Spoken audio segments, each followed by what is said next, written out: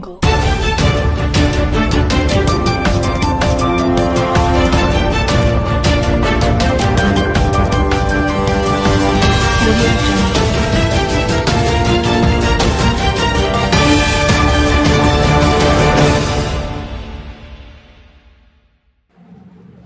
नमस्कार, सत श्री अकाल, आदाब। आप देख रहे हैं जन कल्याण एक्सप्रेस न्यूज़ और मैं हूं आपके साथ अदनान बेग। और ख़बर उन्नाव ज़िले से आ रही है कि वहां विधानसभा प्रत्याशी प्रशिक्षण कार्यक्रम का आयोजन किया गया। इस कार्यक्रम में 21 पार्टियों ने भाग लिया। स्वतंत्र जनता राज पार्टी के राष्ट्रीय अध्यक्ष श्री घनश्याम कोरी ने इस कार्यक्रम को संबोधित किया। आइए आपको दिखाते हैं उन्नाव जिले से हमारे संवाददाता की रिपोर्ट। जरा पहचान पैदा कर, न हो माहौल से मायूस, दुनिया खुद बना अपनी नई कश्ती, नई आंधी, नए तूफान पैदा कर। मजा है बदले जीने का, इन्हीं खतरों के दामन में दिलों में हौसले और हौसलों में जान पैदा कर। दिलों में हौसले और हौसलों में जान पैदा कर। आपका कहना है, आइए हम उस महान शख्सियत को आपके बीच में पेश करने जा रहे हैं। उनका कहना है, बड़ा मार्मिक उनका स्पीच होता है। न आंखों में आंसू न होठों पे नाले, न आंखों में आंसू न होठों पे नाले, लगाए गए हैं जुबानों पे ताले। सलीका नहीं बांट पाने का तुमको, करो नज़्म गुलशन हमारे हवाले। न फितने उठेंगे कभी फिर वतन में, अगर तेग हाथों में तू भी उठा ले। तेरी अंजुमन का है दस्तूर कैसा, कहीं है अंधेरे कहीं है उजाले। वो मजलूम किया समझेंगे क्यों कर, है दिल केशुओं की तरह जिनके काले। लहू देखकर हट मैदा से ईश्वर, वतन कह रहा है आईडीए गठबंधन बना ले। वतन कह रहा है आईडीए गठबंधन बना ले। आइए जोरदार तालियों से बुंदेलखंड की धरती से पधारे हुए मैं स्वतंत्र जनता राज पार्टी के राष्ट्रीय अध्यक्ष भाई घनश्याम कोरी जी को आपके बीच आमंत्रित कर रहा हूँ। जोरदार तालियों से गठबंधन जिंदाबाद जिंदाबाद जिंदाबाद।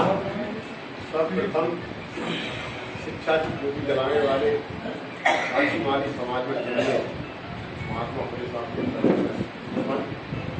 करोड़ों दलितों और पिछड़ों की बतिया परम सिंह बाबा साहब के चरणों में नमन करते हुए आज़ादी की लड़ाई में अपने प्राणों की आहुति देने वाली माता वीराना सरकारी बाई के चरणों में नमन करते हुए सदगुरु जगतगुरु संत शिरोमणि कबीर साहब के चरण में बंदगी। आज आईडीए गठबंधन के तत्वाधान में आगामी 2022 के चुनाव में प्रत्याशियों को मैदान में उतारने के लिए संभावित प्रत्याशियों के प्रशिक्षण के इस कार्यक्रम की अध्यक्षता कर रहे परम सिद्धे आदरणीय हमारे इस आईडीए गठबंधन के संयोजक बड़े भाई धनगर साहब, इस मंच पर उपस्थित इंडियन लीग पार्टी के राष्ट्रीय अध्यक्ष बड़े भाई सुलेमान साहब, हमारे वोटर्स पार्टी के राष्ट्रीय अध्यक्ष भाई भरत गांधी जी, हमारे डी चौधरी साहब, सलमान साहब, आर.एन. चौधरी साहब, शत्रुघ्न सिन्हा साहब, शत्रुघ्न साहब और हमारे कद काठी के और हमारे साथ कंधे से कंधा और कदम से कदम मिलाकर चलने वाले भाई अमर सिंह चौहान साहब, मंचासीन सभी पदाधिकारीगण, उपस्थित पितातुल बुजुर्गों, नौजवान साथियों, माताएं बहनों, मेरे हमसफर साथियों, आए हुए सभी पदाधिकारियों का मैं साधुवाद धन्यवाद देना चाहता हूं। साथियों, सबसे पहले तो बात यह है कि एक लंबे समय से मीटिंग चल चुकी है, जिसमें एक आपका लंच भी हो चुका है, काफ़ी समय आपका निकल चुका है और समय की अवधि 3 घंटे की मीटिंग होती है, उसके बाद आदमी के दिमाग से ऊपर निकलने लगती है बात। लेकिन फिर भी थोड़ा बहुत आपके बीच में बात रखना चाहता हूँ। मौका दिया है तो रखना ही पड़ेगी। इस देश के अंदर 400 बरस मुस्लिम समाज की हुकूमत रही है। काफ़ी लोगों को पता होगा, हो सकता है 10% लोगों को पता नहीं होगा, क्योंकि यहाँ जब जितने लोग बैठे हैं किसी न किसी पार्टी के जिम्मेदार साथी हैं। और जिम्मेदार साथी जो होता है तो इतिहास के बारे में उसके कानों में कहीं ना कहीं से कोई ना कोई खबर आ ही जाती है। 400 बरस कोई छोटी मोटी उम्र नहीं है। 400 बरस हुकूमत रही मुस्लिम समाज की, कहाँ चली गई, कैसे चली गई, कौन लोग ले गए, कभी आपने इस पर डिस्कशन नहीं किया। 200 बरस अंग्रेजों की हुकूमत इस देश के अंदर रही, वो भी यहाँ से गायब हो गई। उसके बाद जाके भारत के संविधान का निर्माण हुआ। अंग्रेजों की हुकूमत भगाने वाले कौन लोग थे? हिंदू, मुस्लिम, सिख, ईसाई थे क्या नहीं?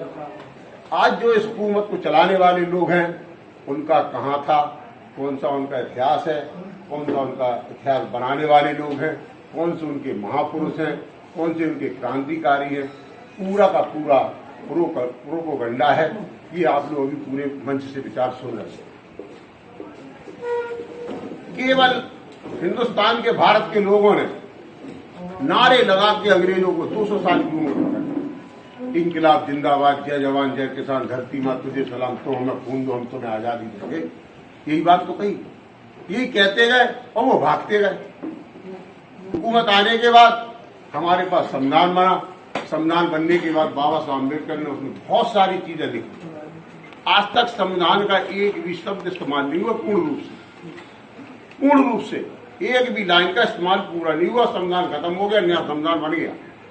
चर्चा आपके बीच में आ चुकी है और चर्चा आप देख भी रहे हैं। आखिर ये पूरा घटनाक्रम अगर 74 साल का जोड़ दे, 74 साल में हम 85% के लोगों ने क्या किया?